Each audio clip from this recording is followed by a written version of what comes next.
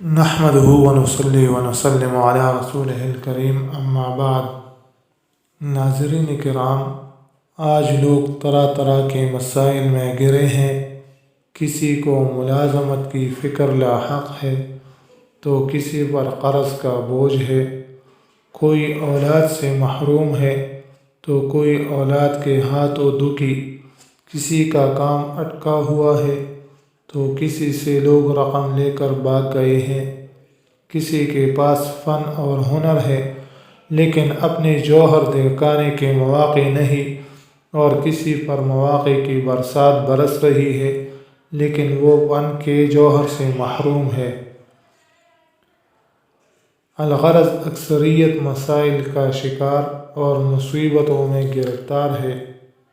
ناظرین کرام، اگر کوئی آدمی پر سخت مشکل آ پڑے اور اس سے نکلنے کا راستہ نظر نہ آئے، یا کوئی کام پھنس گیا ہو اور حل کا دروازہ کھلتا دکھائی نہ دے، تو ان کے لیے امام جعفر صادق رحمہ اللہ کی ترتیب فرمودہ نماز قضائے حاجات ہے، جس پر تمام علماء عاملین کا اجماع ہے کہ حل مشکلات اور قضائے حاجات میں اس سے بڑھ کر شاید کوئی بڑا عمل نہ ہو۔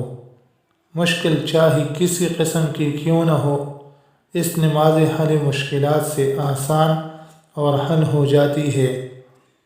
ناظرین کرام، شیخ الاسلام سید حسین احمد مدنی رحمہ اللہ نے بھی اپنے مکتوبات میں اس نماز کی پابندی تلقین فرمائی ہے اور اسے ہر طرح کی حاجات کے لیے حرف آخر قرار فرمایا ہے۔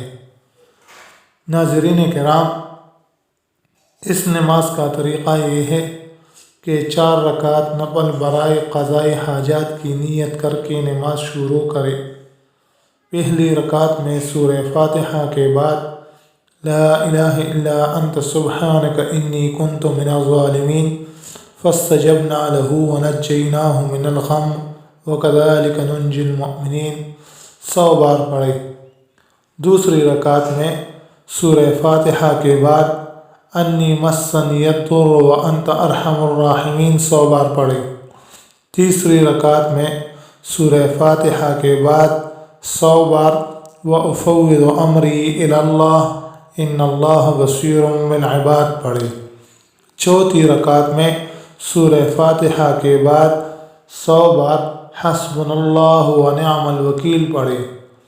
پھر نماز پورا کر کے سلام پھیر کر دوبارہ سجدے میں جا کر 100 بار رب انی مغلوب فانتصر پڑھے، اور اس کے بعد اپنی حاجات اللہ تعالیٰ سے مانگے، انشاءاللہ پوری ہوگی۔